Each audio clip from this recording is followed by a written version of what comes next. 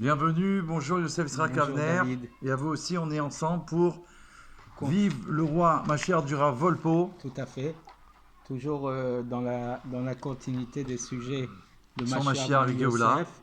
Oui, Mashiach fils de Yosef dans le processus. Et le chapitre d'aujourd'hui s'appelle Achayot Lachem Lifleta Gdola, pour vous faire vivre, pour vous amener à une grande délivrance. Amen, ce soit Amen. tout de suite. C'est un verset qui est rapporté dans Bereshit, la Genèse, chapitre 45, verset 7. D'accord. C'est donc Yaakov Avinu qui dit que Dieu, c'est Yosef Hatzadik, pardon, quand ses frères vont rejoindre l'Égypte, vont nous rejoindre en Égypte, et il leur dit à ses frères, Dieu il m'a envoyé ici en Égypte pour vous faire subsister et pour vous faire vivre, vous préparer à la grande délivrance. C'est donc le verset. Et là, il va relier ce verset avec ce principe de Mashiach ben Yosef et Mashiach ben David. On va voir ça tout de suite. Tout à fait. Préparez-vous. Et donc, à la suite de ce qu'on a dit, que pendant la période de l'exil, il s'appelle Mashiach ben Yosef, et ensuite, lorsqu'il est prêt à se révéler, il passe du statut de Mashiach fils ben de Yosef à Ben David. À Ben David. Voici ce qu'on va nous dire. Pour continuer à comprendre ce sujet, on peut rajouter une explication profonde à propos des deux Mashiach, d'après ce qu'a expliqué le Torah Chaim du Admor Tsaï, du deuxième rabbi, Parashat Vayechi. Là-bas, il explique, au début, il explique dans les premiers chapitres de ce discours que la force de l'Eneshamot Israël, des âmes juives, de traverser le Avodat Habirurim, le travail de réparation pendant toute la période de la galoute, de l'exil, c'est grâce à Yosef Tzadik Elion. C'est lui qui leur donne la grande force de combattre et de traverser tous les exils. Qui lui va donner et réveiller dans les âmes d'Israël l'amour caché qu'ils ont à l'intérieur d'eux, qui va leur permettre de réparer. Et c'est ça le sujet de Vaïga chez la Yehuda. Que Yehuda, il est obligé de s'approcher de Yosef lorsqu'il descend en Égypte, d'accord, parce que Yosef est roi et lui, il est simple berger.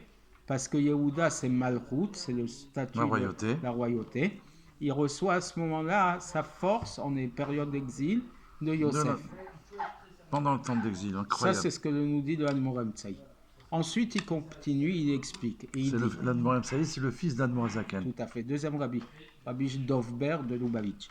Et il dit, mais tout ça, c'est précisément en période d'exil, qu'à cette époque, Yosef, il est au-dessus pour donner de la force et de la puissance à la royauté, pour permettre au Bnei Israël de survivre, de subsister.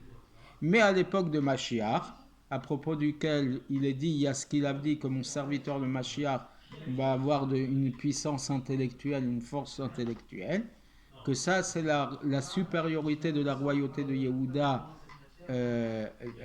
au-dessus de Yosef, qui lui donne la force en période d'exil.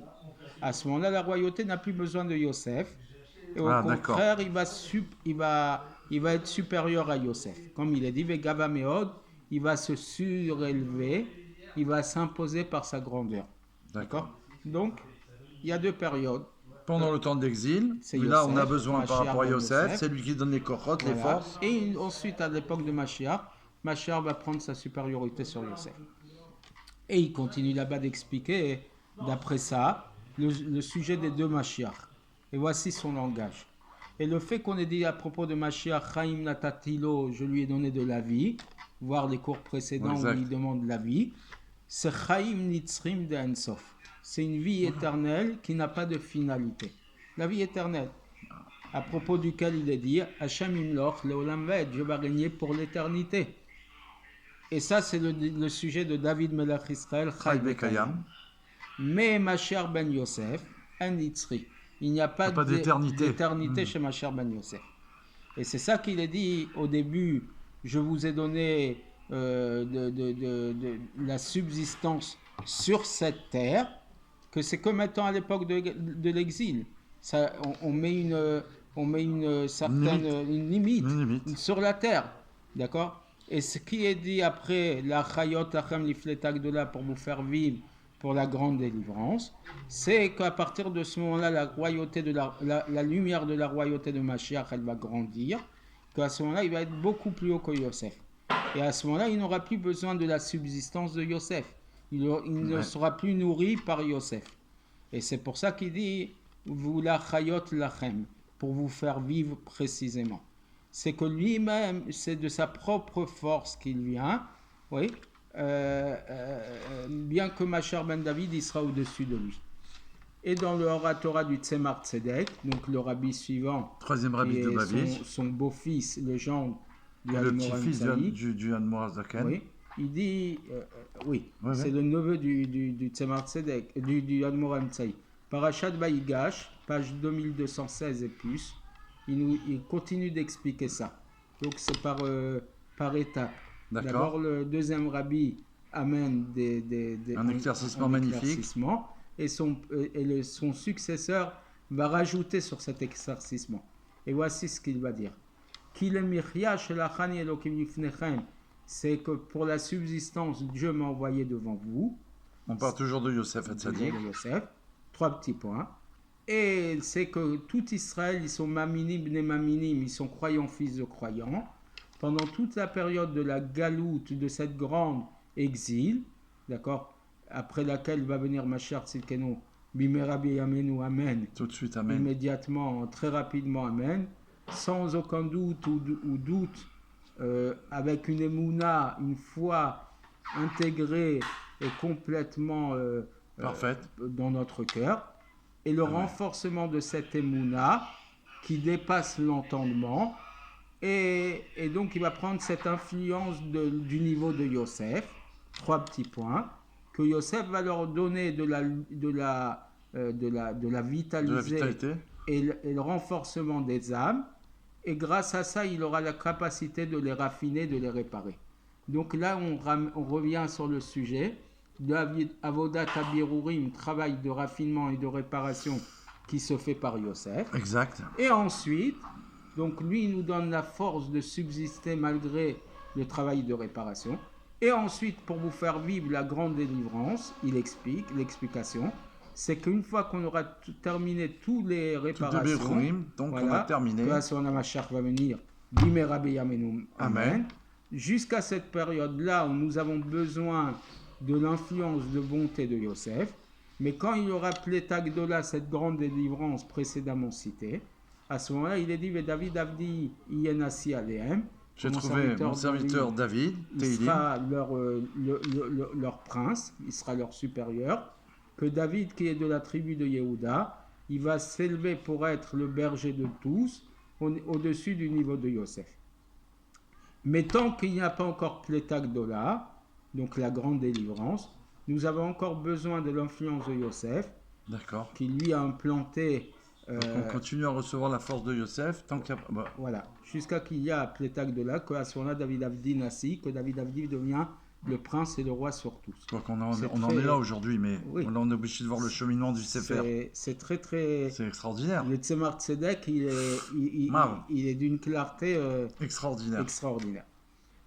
À partir de tout ce qui a été expliqué là-bas, on revient à ce qu'on a dit précédemment. D'accord. Que le niveau de Mashiach ben Yosef, c'est le Tzadik Gador, le dirigeant de la génération en période d'exil, qui lui donne au Ham Israël la force de travailler de raffiner le monde, de réparer le monde, et il les prépare à la rencontre de la Géoula. Il les prépare vers la Géoula. Mais Mashiach ben Yosef, c'est le dévoilement de Mashiach après que le travail de réparation s'est terminé, qu'à ce moment-là, la royauté de David va se révéler, comme au niveau du fait que Yehuda il est au-dessus de Yosef, et à ce moment-là, la Géoula, elle commence d'une manière Mashiach Vadaï, certitude de Mashiach. Ici, dans la petite étoile, il nous dit, et d'après ce qu'on a expliqué dans plusieurs endroits, dans les Mahamar, dans les paroles chassidiques, il faut dire que le sujet profond de David Melech Israël, Chai Vekayam, ça veut dire quoi? Chai, vivant, c'est par l'association de David avec Yosef. Que Malchut, c'est le sujet de Mekabel, il reçoit la royauté. D'accord. C'est pour ça que Malchut, c'est le dernier niveau, la dernière séphira sphira d'un monde. Elle reçoit de ce monde et elle transmet au monde suivant. D'accord? Et donc, elle reçoit la vitalité, la vie de Zeher Anpin par Yesod. Yesod, c'est Yosef. Vaïgash Elav Yehuda. Yehuda est obligé de s'approcher de lui.